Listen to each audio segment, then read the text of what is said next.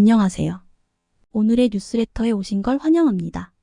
군사력 과시를 둘러싼 중국과 대만의 신경전이 여전한 가운데 최근 중국이 더 예민하게 발톱을 드러내고 있어 중국과 사이가 확 틀어진 호주가 바짝 신경을 곤두세우고 있다고 합니다. 그런데 중국이 해군력에 모든 군사력을 집중하고 있다고 해도 과언이 아닐 정도로 위협적인 모습을 보이자 호주가 겁에 질려 한국을 찾고 있다는데요. 중국 위협에 놀란 호주가 한국의 대규모 발주를 예고했다는데 이에 대해 자세히 알아보겠습니다. 중국과 대만의 분위기가 다시 심상치 않는 상황으로 치닫고 있습니다. 최근 대만 해경을 피해 도주하던 중국 어선의 전복사고로 어민 2명이 사망하면서 중국이 마땅한 조치를 취해 책임을 지라고 분노로 들끓었습니다. 주요 외신에 따르면 지난 18일 중국 국무원 대변인은 대륙 어민의 생명과 안전을 무시하는 대만의 행동은 용납되지 않는다며 관련자를 처분하고 해명을 내놔야 한다고 목소리를 높였는데요. 여기에 더해 최근 중국 해경이 대만의 진먼다오 해역에서 대만 유람선의 무단 승선에 마구잡이로 상시 검문을 시작하면서 반발을 사고 있습니다. 중국 해경이 선장과 선원을 상대로 항해계획서와 신분증명서를 확인했는데 관광객들은 납포의 위협을 느꼈다는데요. 대만 유람선 탑승객은 대만에 못 돌아갈까 너무 무서웠다. 중국 해경이 배에 올라 30분 동안 검문했다고 토로했습니다.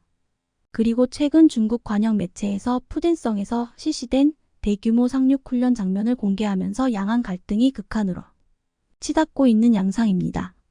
여기에 더해 중국과 대만이 군사 뮤직비디오를 경쟁하듯 공개하며 신경전을 이어갔는데요. 자유시보에 따르면 대만 국방부는 지난 15일 해군 페이스북에 대만군 잠수함 등 작전 훈련 모습이 담긴 뮤직비디오를 공개했습니다. 대만 해군사령부가 물결을 헤쳐 나가는 사람이라는 제목의 영상에서 젤룽급 하이스 잠수함이 급속 자막 모습을 처음으로 공유한 겁니다. 대만군은 이를 통해 상륙하는 적군을 섬멸하기 위해 BGM-71토 미사일과 대만산 홍준 대전차 로켓을 이용하는 합동훈련 모습도 보여줬습니다. 또한 초음속 대함 미사일을 운용하는 하이펑 대대의 실사격 화면 사거리 400km의 슝펑 3초음속 미사일 발사 장면도 과시했습니다. 그런데 사실 대만이 공개한 뮤직비디오는 앞서 공개된 중국 인민의 반군의 영상에 맞불 성격으로 중국에게 위력을 과시하기 위해 만들어진 것입니다. 실제로 지난 7일 대만을 담당하는 인민의 반군 사령부는 위챗에 집에 돌아와야만 이긴다는 제목의 뮤직비디오를 올려 중국군 전투기와 전함이 훈련하는 모습, 대만에 대한 미사일 시뮬레이션 공격 모습을 공개했습니다. 19초 분량의 해당 뮤직비디오에서는 대만의 거리와 타이베이 101타워 등의 모습도 비추면서 간접적으로 대만에게 위협을 가했는데요.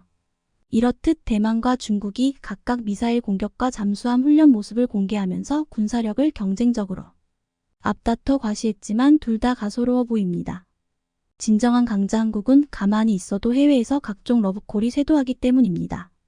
그렇지만 어찌됐든 최근 들어 중국의 해상 확장이 급속도로 빨라지고 있기에 우리도 나름 이를 경계할 필요는 있다는 것도 사실입니다. 그런데 최근 호주에서 중국의 위협에 겁을 먹으며 군함을 늘리겠다고 선언하면서 한국이 여기에 참여해줬으면 한다는 긴급한 요청이 들어왔다고 하는데요. 실제로 방산업계에 따르면 호주 정부가 신형 호위함 3척을 해외에 발주하는 등 해군 전력을 강화하겠다는 계획을 밝히면서 한국 조선업계의 참여를 요청한 것으로 확인됐습니다. 중국이 해군력을 강화하면서 태평양의 지정학적 긴장이 고조되자 캐나다, 필리핀에 이어 호주까지 해군력 확대 경쟁에 나서고 있는 모습인데 이런 행보가 한국의 방산업계에 엄청난 기회가 될 전망입니다. 주요 외신에 따르면 최근 리처드 말레스 호주 부총리는 앞으로 10년간 9조 7,200억 원을 추가 투자해 신형 호위함 11척과 신형 유무인 겸용 수상함 LOSV 6척을 확보할 것이라고 밝혔습니다. 이 계획이 이뤄지면 실전에 배치되는 호주의 수상함 규모는 기존 11척에서 26척으로 늘어날 것으로 보입니다. 현재 호주 해군은 7,000톤의 호바트급 구축함 3척, 3,600T의 안자급 호위함 8척을 주요 수상함 전력으로 보유하고 있는 중입니다. 호주 정부는 신형 호위함 11척 중 우선적으로 필요한 1차 조달분 3척을 한국, 독일, 일본, 스페인 조선업체에서 조달할 계획으로 사실상 한국에게 맡길 가능성이 큽니다. 그리고 호주 정부는 한국 업체 중에는 HD현대중공업 특수선 사업부에 호위함 사업 관련 초청 러브콜을 보낸 것으로 전해졌습니다. 이렇듯 호주가 막대한 자금을 들여 해군력을 강화하려고 하는 건 중국을 견제하기 위한 것으로 실제로 최근 호주와 중국 해군은 직접 충돌 상황을 맞는 등 일촉즉발의 상황이 펼쳐졌었습니다. 이뿐 아니라 작년 11월에는 유엔의 대북 제재와 관련해 지원 작전을 벌이던 호주 해군 잠수부들에게 중국 해군이 음파 탐지기 소나를 작동하면서 부상을 입는 일이 벌어지기도 했습니다. 중국 때문에 호주 군인이 직접 부상을 입는 사상 초유의 일이 벌어지자 현지에서는 소나 공격이라는 표현까지 등장할 정도로 중국에 대한 악감정이 고조됐었습니다. 반면에 중국의 경우 최근 야오닝함, 산둥함, 푸제남 등 총 3척의 항공모함을 포함해 각급 함정을 공격적으로 확대하면서 태평양 연안국을 긴장시키고 있는데요. 이런 이유로 캐나다는 신형 잠수함을, 필리핀은 원해 경비함을 도입하는 등 해군력 강화에 나섰고 이번에 호주도 동참하게 된 겁니다. 하지만 남중국해를 중심으로 영유권을 주장하며 해군력에 올인하고 있는 중국을 혼자 힘으로 대응하기엔 여간 벅찬 게 아니기 때문에 이번에 호주가 한국에게 러브콜을 보내며 도움을 요청한 것으로 보입니다. 그것도 그럴 것이 최근 HD현대중공업이 특수선 사업부 몸집 키우기에 나서며 군함 명가의 명성을 다시 한번 세계에 입증할 준비 작업에 돌입했는데요.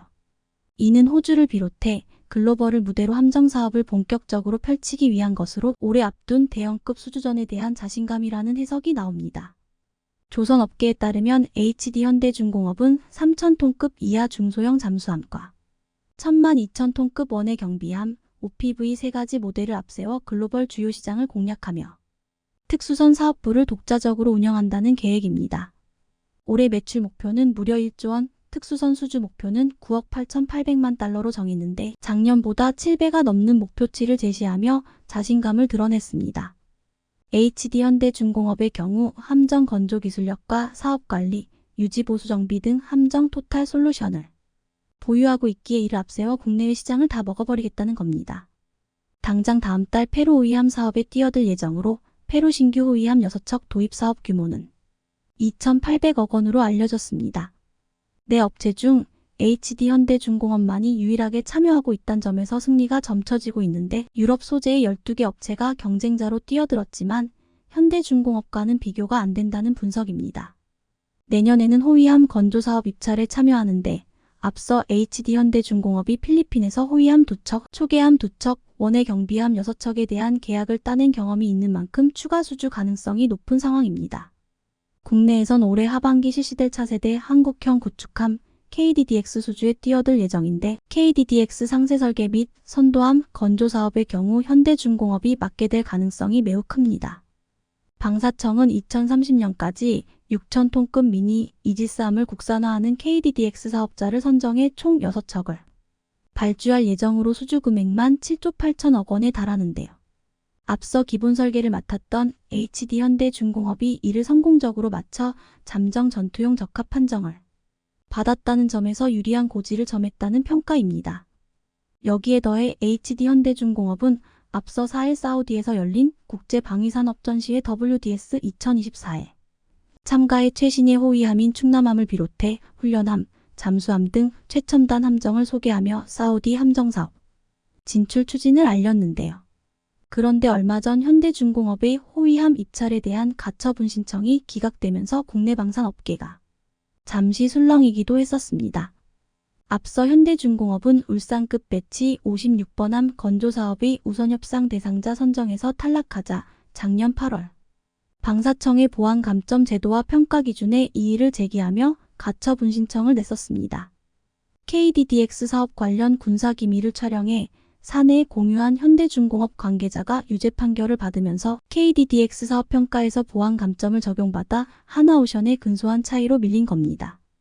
이에 현대중공업은 기술 점수에서는 하나오션을 크게 앞섰지만 보안 감점 때문에 탈락했다며 기술력 우위가 아닌 보안 감점이 수주를 사실상 결정하는 문제가 발생했다고 이의를 제기했었습니다. 결국엔 현대중공업이 법원에 낸 가처분 신청이 기각돼 항고하지로 않기로 했지만 보안 감점 제도가 공정한 경쟁을 저해하고 있어 개선이 필요하다는 주장은 여전한데요. 그리고 사실 앞서 호위함 건조 사업 관련해서 밀리터리 매니아들 사이에서도 논란이 있었습니다.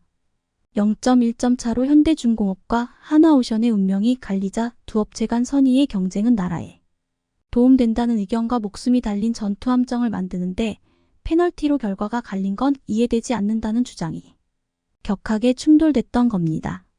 앞서 말씀드렸지만 당시 현대중공업은 기술 능력 평가에서는 1점 앞섰지만 불공정 행위 이력에 따른 1.8점 감점으로 최종 점수에서 하나오션이 이겼기 때문입니다. 심지어 HD 현대중공업은 2025년까지 무기체계 제안서 평가에서 감점 1.8점을 적용받아야 합니다. 이에 네티즌들은 국가 핵심 방위를 담당하는 함정은 기술력을 가진 회사가 건조하는 것이 맞다는 의견과 한 회사의 독점보다는 라이벌을 남겨도 시장 경쟁을 통해 기술 발전을 해야 한다는 반응으로 극명하게 갈렸습니다. 사실 HD 현대중공업이 기술 점수에서 압도하고도 감점 때문에 0.1점 차로 패한 것은 군 입장에서도 아쉬운 일이라는 말이 나오기도 했습니다. 게다가 해외에서 한국 군함 건조를 바라보는 시선들도 아예 무시할 수 없는 상황인데요. 현대중공업이 1980년 최초의 국산 전투함인 울산함을 건조한 후 현재까지 함정 110여 척을 건조한 대한민국 최고 해양방 위산업 기업인 만큼 함정사업 입찰 기회는 줘야 한다는 의견도 나오고 있는 겁니다. 군사 관련 사항이므로 앞으로 보안에 더 조심해야 하는 것은 맞지만 법을 더 강화하거나 제도를 보완해야 하는 쪽으로 보완이 이뤄져야 할 것 같은데요. 어찌됐든 앞으로 국내 업체들 사이에 선의의 경쟁으로 한국 방산의 발전과 국익에 도움되는 방향으로 나아가길 바라겠습니다. 한국은 단 한 세대만에 세계적 수준의 해군으로 인정받았다. 마크 셰이퍼 주한미 해군사령관. 지난 8일 이임을 한 마크 셰이퍼 주한미군 해군사령관은 대한민국 해군의 발전 속도와 역량이 진심으로 놀랍다라며 극찬했습니다. 그는 친조부와 외조부가 한국전쟁에 참전했던 참전용사의 손자로서 미 해군 특수전 전문가로 한국의 해군사령관에 와서 한국 해군의 놀라운 발전을 직접 봤습니다. 이제 한국 해군은 미국에서도 인정받는 수준이 되고 있습니다. 또한 지난 4일 CNN은 대한민국이 만든 이지스 구축함 세종대왕함을 세계 최고의 군함으로 꼽아 주목받았습니다. CNN은 이들은 아마도 세계 최고의 군함일 것이다. 그리고 그들은 미국산이 아니다라는 제목으로 이를 보도했습니다. CNN은 한국은 가장 높은 사양과 저렴한 해군 하드웨어를 구축하고 있다고 말했습니다. CNN은 동아시아 지역 제해권을 둘러싼 미국과 중국의 경쟁이 고조되는 가운데 한국 해군이 보유 중인 세종대왕함급 이지스 구축함이 중국 해군력에 맞설 비밀병기로 부상했다고 표현하기도 했습니다. 그런데 한국은 지금 미래 해군의 핵심이라 불리는 새로운 해군 무기에 대한 개발도 엄청난 속도로 진행하고 있습니다. 최근 열린 국제해양방위산업전에서 하나오션은 차세대 구축함을 공개해 주목받았습니다. 적 레이더에 탐지될 확률을 낮춘 고도의 스텔스 성능을 갖추면서 공격력과 방어력을 높인 첨단 신형 함정 KDDX-5입니다. 길이 145m, 배수량 7,000톤급 구축함 KDDX-S는 스텔스 성능을 강화해 적군이 탐지할 수 없게 만들어 유령전함이라고도 부르고 있습니다. 이 유령전함은 보이지 않으면서도 무엇보다 막강한 화력을 갖추고 있습니다. 한 포는 포신을 포탑에 수납했다가 유사시 포탑 밖으로 꺼내서 쏘는 팝업 개념을 넣는데 한 포 뒤에는 한국형 수직발사 체계 KLVS-148셀을 장착 함대공 미사일과 대장 미사일 등을 탑재한다고 했습니다. 여기에 드론이나 무인보트 공격을 탐지 격퇴할 레이저 무기와 전자광학 추적 체계도 운용합니다. 또한 인구 감소에 따른 병역 자원 부족에 대응하고자 로봇 기술을 적용해 승조원 규모를 줄이겠다고 했는데 여기에 정찰 또는 공격 임무를 수행할 다양한 무인 무기를 실을 예정입니다. 무인 헬기 2대와 무인 수상정 2대, 무인 잠수정 2대가 탑재되어 위험 강도가 높은 임무를 사람 대신 수행한다는 것입니다. 그리고 아예 해상작전을 무인 장비로 수행하는 드론 항모도 등장할 것으로 보이고 있는데 HD 현대중공업과 하나오션은 무인 전력 지휘 통제함을 내놓았습니다. 일각에서는 이것이 미래 해군의 핵심이 될 것이라 평가하고 있는데 한국은 이를 빠른 속도로 추진하고 있습니다. 무인 전력 지휘 통제함은 무입 수상정 USV, 나무인 잠수정 UV, 무인 항공 기후 AV 등을 탑재하고 다니다 이를 출격시킬 수 있는데 HD 현대중공업에 따르면 무인 전력 지휘 통제함에 탑재 가능한 전력은 수직 이착륙형 드론 7대, 수상정, 잠수정 10여 대, 헬기형 항공기 1기 등입니다. 하나오션은 약 1만 6천 톤급으로 무인 전력 지휘 통제함을 내놓았는데 여기에 대형 고정의 드론 6기를 위한 전자식 항공기 발진 시스템 EMALS과 강제 착함 장지를 갖춘 대형 활준로 1개를 포함한 활주로 3개를 탑재해 항공모함에 가까운 모습이었습니다. 해군은 이번 마덱스에서 미래 해양전에 대비해 구축 중인 새로운 전투체계 네이비 시고스트가 어떻게 구현될지를 보여줬습니다. 네이비 시고스트 전투체계는 수상함과 잡수합 등 유인전에 무인 수상 증유 SV, 무인 잠수 증유 UV, 무인 항공 기유 AV, 무인 자율 로봇, 무인 수중 자율기로 탐색제 AUV, 무인 차세대 기로 제거 처리기 MDW 등 무인 전력이 총합세의 전투를 벌이는 개념입니다. 이 전투체계를 실현하면서 가장 주목받은 장면은 상륙작전이었는데 무인 수상전과 드론 편대가 돌격대로 적 해안의 소형 함정을 격파하고 상륙 병력의 교두보를 확보했습니다. 이어 제2파로 무인 전력 지휘함이 다수의 군집, 유령함과 헬기형 무인 항공기를 통제하며 진입했고 마무리는 상륙 기동헬기와 고속 상륙정 등 유인 전력이 맡았습니다. 이미 미국이 중국을 상대로 거대한 유령함대를 만들고 있는데 한국도 이를 구현하려 하고 있습니다. 그런데 일각에서는 한국이 미국이 구현하는 유령함대를 완성하는 데 결정적 역할을 할 것이라는 말을 하고 있습니다. 최근 우크라이나 전쟁으로 인해 미국을 중심으로 서방 국가들이 러시아의 확장 정책을 견제하려는 가운데 이 틈을 타서 대만을 위협하고 있는 중국의 움직임 또한 심상치 않은 상황입니다. 지난 24일 대만 국방부는 중국 전투기 19대가 대만 주변에서 포착되었으며 이 중 8대가 대만 해협 중간선을 넘어 접근 수역인 24일까지 근접했다고 알렸습니다. 이번 우크라이나 전쟁을 보고서 미국에서는 당장 미중 전쟁이 벌어진다면 미국이 불리할 것이라는 분석이 나오며 큰 우려를 하고 있습니다.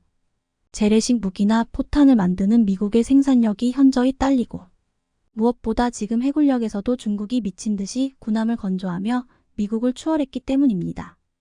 이에 미국이 해결책으로 생각한 것이 바로 한국입니다. 한국의 수준 높고 빠르고 가격도 싼 군함 건조 능력을 미국이 이용하자는 것입니다.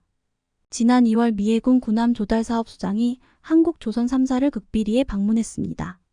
미 해군 산하 조직인 해군 시스템 사령부 톰 앤더슨 해군 제독은 한국을 찾아 한국 해군 함정 프로그램 정보를 보고 한국조선해양과 대우조선해양, HJ중공업 등 국내 조선 업체들을 방문했습니다. 톰 앤더슨 해군 제독은 미 국방부 최대 군사 장비 개발과 조달을 책임지고 있기에 그를 한국에 보내 한국 조선 3사를 방문해 건조 능력을 파악하게 한 것은 큰 의미가 있다고 했습니다. 당시 한국의 조선소를 둘러보고 앤더슨 제독은 우리는 세계적 수준의 조선 성능을 추구한다며 제품과 프로세스에 대해 교육해준 조선소에 감사드리고 상호 이해되기를 바라며 후속 계약을 기대한다고 말했습니다. 그리고 3개월 후 미 CNN은 미 해군 수뇌부가 미국 조선소가 중국의 속도를 따라갈 수 없다며 한국에게 미국 군함 건조를 맡기는 것을 고려해야 한다고 주장했습니다. 그런데 여기서 한국뿐만 아니라 일본에게도 맡길 수 있다고 했는데 이 소식에 한국보다 일본이 환호하는 상황이 되고 있습니다. 최근 전 세계 조선 시장을 한국과 중국이 90%를 점유하면서 싹쓸이하고 있는데 미국이 만약 군함 건조를 일본에게 맡긴다면 일본의 죽은 조선업이 다시 살아날 수 있다는 것입니다. 하지만 업계에서는 이미 일본의 조선업은 몰락해서 회복될 수 없는 상황이기에 미국의 군함을 건조하기는커녕 자국의 군함도 건조하는데 쉽지 않을 것이라고 보고 있습니다.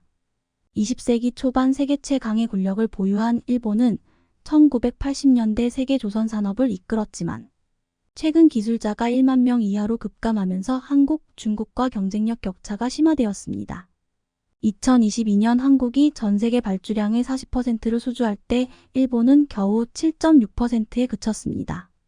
전문가들은 사실상 일본의 조선업은 망한 것이나 다름이 없다고 표현하고 있습니다.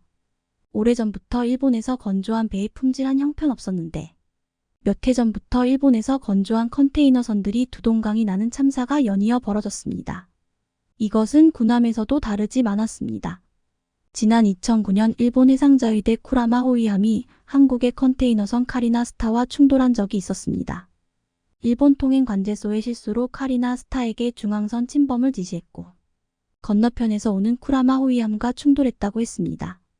그런데 선원이 20여 명도 안 되는 상성 카리나 스타는 데미지 컨트롤을 잘해서 화재 등 재난 대처를 잘했는데 일본 구축함 쿠라마함은 불에 타며 배선수 부분이 완전히 녹아내렸습니다. 쿠라마함의 내구성은 한국의 상선보다 못했습니다. 또한 쿠라마함은 1991년에도 야마구치현 앞바다에서 소형 유조선과 접촉사고를 일으켰고 2009년에만 일본 해상자위대 군함 충돌 사건이 무려 9번이나 일어났습니다. 군사 전문가들은 첨단 레이더를 장착한 해상자위대 군함들이 왜 충돌하는지 모르겠다며 의구심을 나타냈습니다. 이는 일본의 레이더 기술까지도 의심하게 만들고 있습니다. 결국 일본은 미국이 요청하면 하겠다고 하겠지만 미국이 원하는 수준의 군함을 건조할 수 있을지 의심스럽다는 것입니다. 여기서 최근 한국 조선업의 놀라운 소식이 일본을 완전히 기죽였다고 했습니다. 지난 25일 HD현대가 사우디와 손을 잡고 선박 엔진 공장을 만들겠다고 보도했습니다. 한국은 같은 날 석유화학 플랜트 건설 사업인 아미랄 프로젝트를 50억 달러 약 6조 4천억 원 규모를 수주해 역대 7위 규모의 수주를 따냈습니다. 여기에 더해 HD현대의 조선 중간 지주사인 HD한국조선해양은 사우디에 선박 엔진 공장을 만든다는 것입니다. 이 선박 엔진 공장에서는 HD현대중공업이 독자 개발해 원천 기술을 보유한 중형 엔진 힘센 엔진을 생산할 것이라고 했습니다. 합작 엔진 공장은 사우디 동부 주바일 인근 라스알카이르 지역의 킹살만 조선산업단지 내에 15만이 규모로 설립되는데 이 공장은 2025년부터 본격 가동돼 연간 선박용 대형 엔진 30대, 중형 엔진 235대, 선박용 펌프 160대를 생산할 예정입니다. 이미 사우디와 합작해 건설하는 중동 지역 최대 조선소 IMI 조선과 시너지를 기대하게 한다고 했습니다. IMI 조선소는 상선뿐만 아니라 군합 건조도 추진할 예정인데 현대중공업이 사우디에서도 군함을 건조하며 전 세계 군함 수출 시장에서 더 큰 입지를 가질 것이라고 했습니다. 지난해 말 사우디 빈살만 왕세자는 한국을 찾아 약 20시간을 머물며 40조 원이 넘는 투자를 해서 강렬한 인상을 남겼습니다. 그런데 빈살만은 한국에 이어 일본을 방문할 예정이었지만 돌연 취소했습니다. 이 노골적인 일본 패싱에 대한 정확한 이유는 알려지지 않았지만 사우디 빈살만은 한국에게만 거대한 투자를 하며 일본을 당황케 만들었습니다. 중국은 값싸게 배를 건조하며 한국의 조선업과 경쟁하고 있습니다. 그런데 이제 전 세계 조선업에서 한국이 중국을 제압하는데 사우디가 큰 역할을 할 것이며 또한 미국이 한국에게 군함 건조를 부탁하는 러브콜로 이어질 것이라고 기대하고 있습니다. 핵잠수함 개발의 필수 요소는 잠수함에 장착할 소형 원자로 기술과 핵연료 확보 두 가지밖에 없습니다.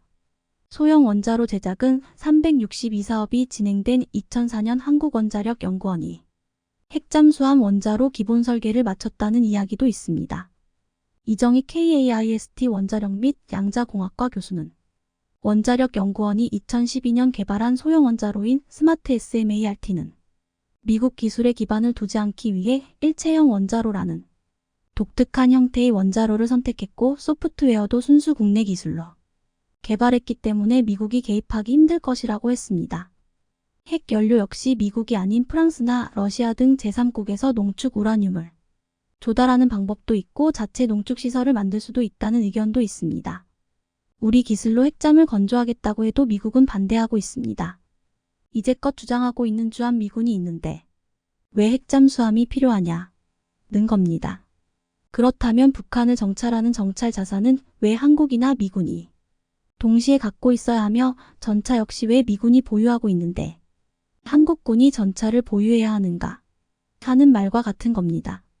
미군이 보유하고 있는 정찰 자산이 부족하고 전차도 부족하기 때문에 한국군도 보유해야 한다고 하면 이는 핵잠도 똑같습니다. 전쟁 난다고 해서 미군 핵잠 10대가 한국 근해에서 작전을 펼치겠습니까? 아니지 않습니까? 기껏 2척 정도밖에 안 될 겁니다. 총 64척이 있다고 하지만 정비창에 있는 핵잠을 제외한다면 작전이 가능한 핵잠은 23선인 40여 척밖에 안 됩니다. 기존의 작전에 투입되어 있는 핵잠을 한국전에 투입할 수는 없고 또 미군 핵잠 고작 많지 않습니까? 결국 미국만 믿고 있을 수 없다는 겁니다. 우리가 미국에게 뒤통수 맞은 게 어디 한두 번입니까? 미국은 말로는 한미동맹을 중시한다고 하지만 자국의 이익 앞에는 동맹도 필요 없는 전혀 다른 차원이라고 미국 스스로 말했습니다. 한국을 위해서 뉴욕을 포기하지 않은 한미동맹에 무작정 기댈 수도 없고 그렇다고 미국이 못하게 하는데 통해 없이 추진하는 것도 힘들다면 해답은 외교적 설득밖에 없습니다. 미국이 굳건한 한미동맹을 이유로 우리의 핵잠수함 보유가 필요 없다고 하면서 반대한다면 우리는 역으로 한미동맹 기여를 들어 미국을 설득할 수도 있다는 것입니다. 그러나 유감스럽게도 이런 설득 얘기는 20여 년 전부터 나오던 말로 지금까지 변한 것 하나도 없습니다. 한국은 전범국이 아닌 항상 피해자로 살았습니다. 핵잠을 가져도 핵무기를 가져도 우리가 선제 공격이 아닌 방어용이라는 것을 미국은 압니다. 자재 개발 능력이 있는 한국이 핵잠을 건조할 수 있는 미국은 우리가 핵무기를 사용하지 않는 핵잠 건조를 반대할 명분이 없습니다. 원자력 발전소는 아무런 문제가 없는데 비록 군사적 목적이기는 해도 핵을 탑재하지 않는다면 사실 뜻 같은 의미 아닙니까? 핵 확산을 방지하기 위해서 한국이 지금 핵무기를 만들겠다고 했습니까? 아니지 않습니까? 이유를 달기도 하는데 한국과 전범국인 그들과는 다릅니다. 미국은 그동안 한미동맹이라고 했지만 핵잠만 들어가면 히스테리적인 발작을 일으키곤 했습니다. 그런 미국의 반응에 결국 한국은 2029년까지 장기적인 계획을 세우게 됩니다. KSS 3장 보고 3 사업은 2016년부터 2029년 단계별로 진행되고 이에 배치 1부터 배치 3까지 각각 3척씩 총 9척이 건조될 예정입니다. 배치는 동형 함정을 건조하는 묶음 단위를 뜻하는데 배치 1, 배치 2, 배치 3이 등으로 진행할수록 함형 발전과 성능 개선이 이뤄짐을 뜻합니다. KSS 3배치 LL는 여러 기술이 증강되는데 특히 핵심 성능인 자망 시간을 늘리기 위해 납축전지가 아닌 리튬이온 전지를 사용하게 되면서 주목을 받고 있습니다. 중대형 잠수함 중 세계에서 두 번째로 리튬이온 전지를 적용해 수중작전 지속 능력과 고속기동 지속 시간을 늘리겠다는 것입니다. 여기서 우리는 KSS 3배치 2가 아닌 배치 3을 주시할 필요가 있습니다. 배치 2부터 리튬이온 전지를 사용하지만 현재 알려진 바에 따르면 선체를 완전 재설계하지 않으면 리튬 전지 모듈의 효율성이 극대화되지 않는 것으로 알려져 있습니다. 원자력 추진 잠수함은 엔진만 바꾼다고 되지 않습니다. 추진, 동력 전달, 무게 배분, 운용체계 등 모든 것을 밑바닥부터 새로 설계해야 하고 핵잠 운용을 위한 승조원 교육체계와 원자로 운영 및 폐기 과정에 필요한 군수 지원 체계까지 거의 새로 시작해야 합니다. 마찬가지로 리튬이온 전지를 채택한 잠수함의 경우도 그에 대한 장점을 최대한 살려 제대로 활용하기 위해서는 잠수함이 최적화, 엔진 및 발전 시스템 등이 그에 최적화되도록 재설계해야 합니다. 그렇지만 배치 2까지는 재설계 예정 없이 그대로 업그레이드 하는 선에서 탑재가 될 것 같습니다. 따라서 자망 성능은 100%가 아닌 50% 선에서 향상되는 것으로 봅니다. 세계 최초로 리튬이온 전지를 탑재한 일본의 오류함의 예를 들자면 그렇습니다. 지금까지 이 체계에 대해 알려져 있는 것은 별로 많지 않지만 좀 더 자세하게 설명하자면 전기 에너지를 기존의 납산 전지가 아닌 리튬이온 전지에 저장한다는 것입니다. 오랫동안 재래식 잠수함의 동력원으로 쓰이고 있는 납산 레드 에서드 배터리, 즉 차에 장착되어 있는 크고 무거운 배터리와 동일한 그 배터리 대신에 리튬이온 전지를 이용하겠다는 겁니다. 스마트폰이나 전기차에도 쓰이고 있는 리튬이온 전지는 에너지 밀도가 더 높고 같은 크기의 납산 전지보다 더 많은 잠재적 전력을 저장할 수 있습니다. 공간이 한정되어 있는 잠수함에 있어서 리튬이온 전지 이러한 특성은 매우 중요한 이점이 됩니다. 더구나 리튬이온 전지는 납산 전지보다 더 빠르게 충전할 수 있습니다. 리튬이온 전지로 추진하는 체계의 가장 큰 장점은 기존 납산 전지와 비교해 볼 때 중량당 에너지 밀도가 3배 이상 높은 점입니다. 3배 이상 높다면 3배 이상의 속도와 3배 이상의 자망 기간이 가능하다는 얘기입니다. 기존의 공기부료 추진 체계의 IP 시스템에 부족한 점을 모두 상쇄할 수 있다는 것입니다. 디젤 잠수함은 전기를 다 사용하기 전 수면 위로 부상해서 디젤 엔진을 가동해 배터리를 충전시켜야 합니다. 이 작업을 스노클링이라고 하는데 수면 가까이 부상해야 하는 데다가 디젤 엔진 가동에 필요한 산소를 공급받고 배출되는 탄소를 방출하기 위해 굴뚝을 수면 위로 드러내야 하며 충전을 위해 디젤 엔진을 가동하는데 이때 소음과 매연을 발생시키기 때문에 적에게 탐지되기 쉽습니다. 따라서 대기 시간을 줄여주는 빠른 충전은 작전 수행에 매우 요긴한 기능이고 소음 억제라는 측면에서도 이전 잠수함들보다 훨씬 더 뛰어난 능력을 보유하고 있습니다. 핵잠의 가장 큰 특징은 바로 원자력으로 얻어지는 무한에 가까운 에너지 덕분에 매우 오랫동안 연료 재보급 없이 최대 30년 동안 작전을 수행할 수 있다는 점입니다. 그렇지만 가동만 그렇지 실제 작전에서는 9111 정도를 일주기로 운용하고 있습니다. 식량 등 보급품 등이 무한정이 아닌데다가 좁은 공간에 갇혀서 임무 수행을 해야 하는 승조원들의 피로도를 고려해 볼 때 비상시가 아닌 이상 3달 이상의 임무 수행은 무리라는 뜻입니다. 그렇다면 리튬이온 전지에 더해 전고체올 살러드 리튬이온 전지를 탑재하게 되면 성능이 핵잠과 비슷한 성능을 지니게 됩니다.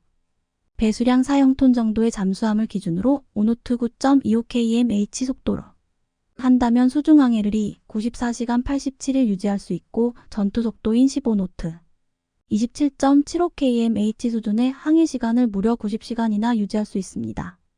뿐만 아니라 핵잠과 같은 20노트 36.4kmh의 최고 속도를 무려 30시간 넘게 유지할 수 있기 때문에 그 부분에서는 원자력 잠수함과 큰 차이가 없다는 것입니다. 재충전을 위해서는 수면 가까이 떠올라 스노클링을 해야 한다는 문제점은 여전하지만 핵잠 건조가 여의치 않을 때 생각해 볼 수 있는 충분한 대안이 될 수 있습니다. 한국은 이 점을 생각하고 있는 것입니다. 2차 배터리나 전고체 배터리 또 수소연료 전지가 가장 앞서 있는 나라는 한국입니다. 따라서 4,000톤급 배치 3를 기준으로 2030년 초반 정도가 되면 전고체 배터리 개발로 또는 수소연료 전지를 이용해 핵잠과 대등한 성능을 확보할 수 있을 것으로 보고 있습니다. 방사능의 위험성이 없고 정치적 문제에 얽힐 가능성이 없으면서 기술적 난이도와 가격이 핵잠에 비해 낮고 친환경적이고 소형화가 쉽습니다.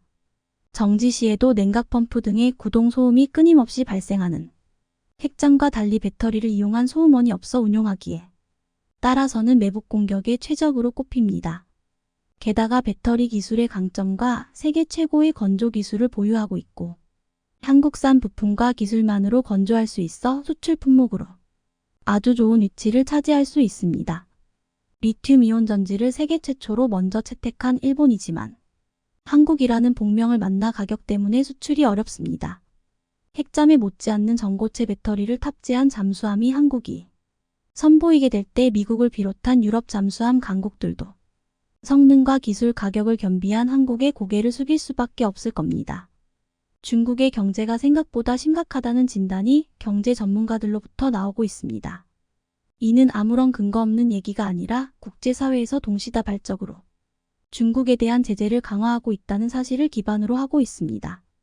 게다가 중국의 무역 규모 역시 추락에 추락을 거듭하고 있어 이대로 가면 중국 경제는 출구 전략을 찾기 전에 무너져 내릴 것이란 위험 진단이 나오고 있습니다. 상황이 이렇다 보니 중국 외교 당국은 주변국인 한국을 향해 아시아 경제 공동체를 구상하자는 제안까지 내놓고 있습니다. 얼마 전까지 미국을 제치고 세계 1위 경제대국이 되겠다며 한국을 얕잡아 보던 중국이 이제 와서 한국에 대한 자존심을 굽히고 경제 공동체를 만들자는 제안을 하고 있는 이유와 중국 경제의 미래가 왜 영구적인 회복불능 상태에 빠졌는지 자세히 알아보겠습니다. 최근 우리나라 경제를 포함해서 전 세계 경기가 저성장 기조로 접어들고 있습니다. 원자재가 풍부한 일부 국가들을 제외하면 본격적인 경기 침체 신호가 여기저기서 감지되고 있는데요. 한국 역시 마찬가지인 상황으로 지난 16개월 연속으로 무역 적자를 기록하다가 이번 6월부터 본격적으로 흑자 전환을 하면서 이번 연말까지 흑자 기조를 이어갈 것으로 전망되고 있습니다. 그런데 한국이 지난 수개월 동안 무역 적자를 기록했던 원인과 최근 들어 무역 흑자를 기록한 원인 모두 중국 때문인 것으로 드러나고 있습니다. 지난 몇 년 사이 세계 경제의 큰 축을 담당하고 있는 미국과 유럽 그리고 인도마저도 경제협력국 대상에서 중국을 배제하는 결정을 내렸습니다. 즉 반드시 필요한 품목이 아니고서야 중국과의 무역은 최소한으로 한다는 정책이며 이런 국제적인 흐름에 우리나라 역시 자연스럽게 동참하게 되면서 한국의 무역 흑자국 1위인 미국에 이어서 2위를 기록하던 중국이 현재는 최대 적자국으로 변하게 되었습니다. 중국 정부에서도 한국이 국제사회와 손잡고 중국을 배제하려는 움직임을 보인다면 한국의 대중국 무역 적자는 더 커질 것이란 엄포를 놓았지만 이런 경고는 오래가지 못하게 되었습니다. 아이러니하게도 지난 20년 급성장한 중국의 성장 동력은 세계 경제 규모 1위인 미국으로부터 막대한 무역 흑자를 벌어들였기에 가능했는데 최근 미중 갈등이 극도로 심화되면서 20년 가까이 유지되어 오던 미국의 최대 수입국 타이틀을 다른 국가들에게 내주게 생겼기 때문입니다. 정확하게는 중국에서 생산된 제품을 대체할 수 있는 한국과 같은 국가들이 막대한 반사이익을 얻고 있다는 점입니다. 이번 일을 통해 중국은 자신의 최대 무역 고객이던 미국 시장에서 철저히 배제되고 있으며 미국과의 무역 수지가 극도로 악화되고 있습니다. 반면 한국은 현재도 미국과의 무역에서 엄청난 흑자를 거두고 있으며 한국의 최대 무역 흑자국은 미국인 만큼 중국이 배제되면서 얻게 되는 반사이익이 더욱 커지고 있다는 점입니다.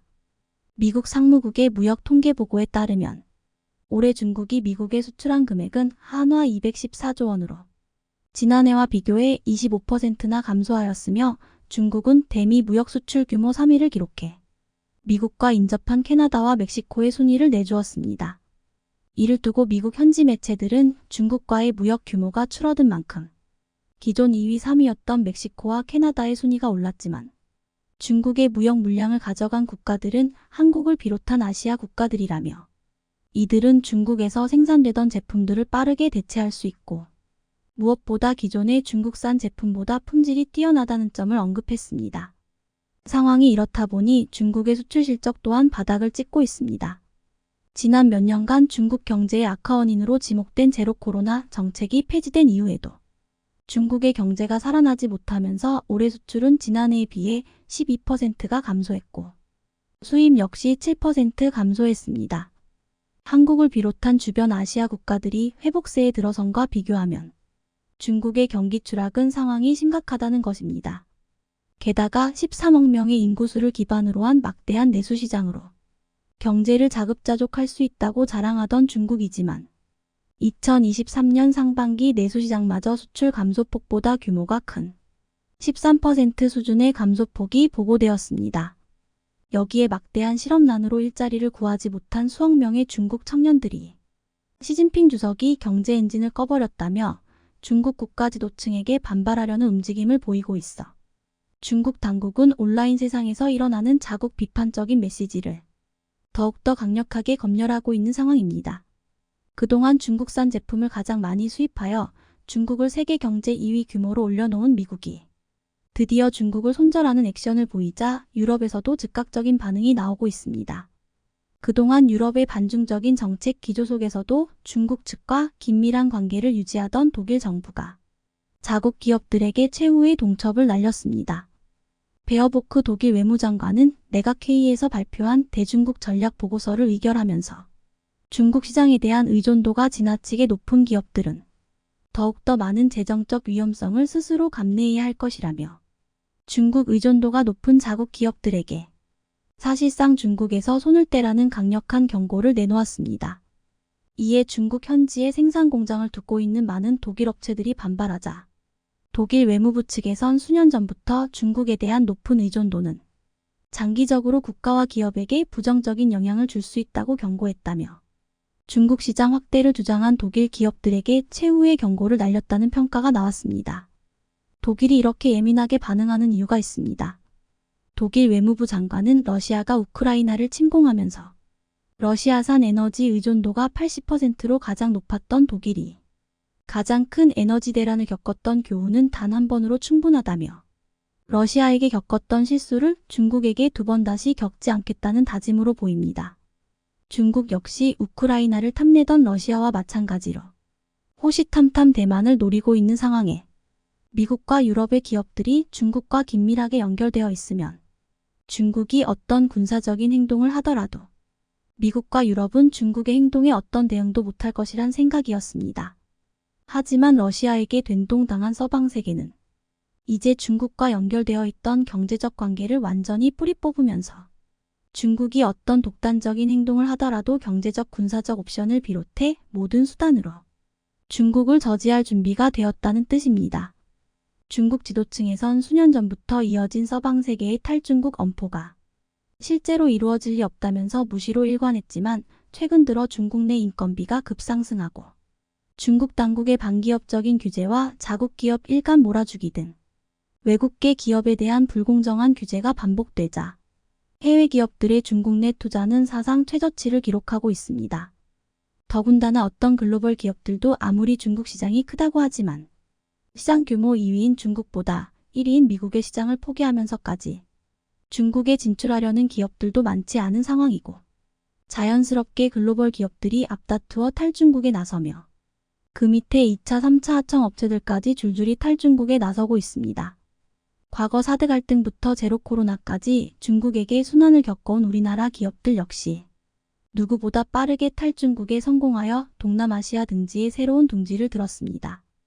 이 당시만 해도 중국은 한국이 없더라도 자신은 곧 세계 1위가 된다며 자신만만했지만 최근 중국을 향한 국제적인 분위기가 심상치 않다는 것을 깨닫고 이제 와서 한국에게 새로운 제안을 하고 있습니다.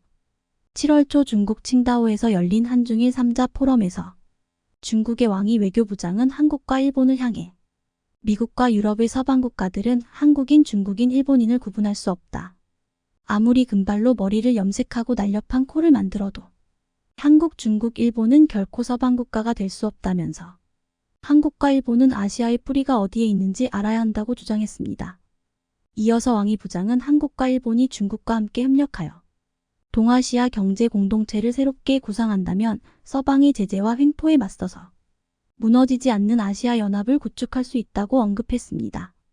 왕이 부장의 이러한 태도는 한국과 일본의 많은 반감을 불러오게 되었습니다.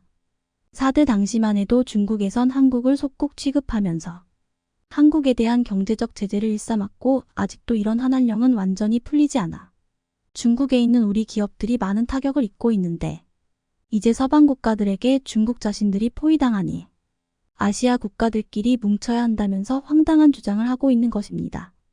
그동안 콧대 높던 중국이 이렇게까지 한국을 향해 노골적인 협력을 요청한 적이 없었는데 자존심을 굽히고 한국에게 숙이고 들어왔다는 점에서 중국의 경제 상황이 세상에 알려진 것보다 더욱더 어렵고 회복 불능의 경지에 도달했다는 분석도 나오고 있습니다.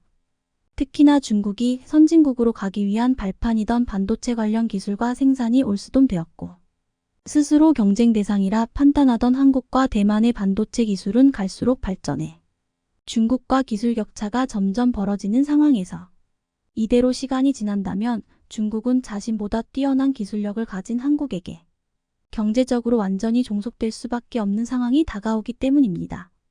최근 한국은 중국 정부의 적극적인 개입으로 중국과의 무역에서 적자를 보고 있지만 몇 개월 전까지만 하더라도 중국은 한국의 제2무역 흑자국이었습니다.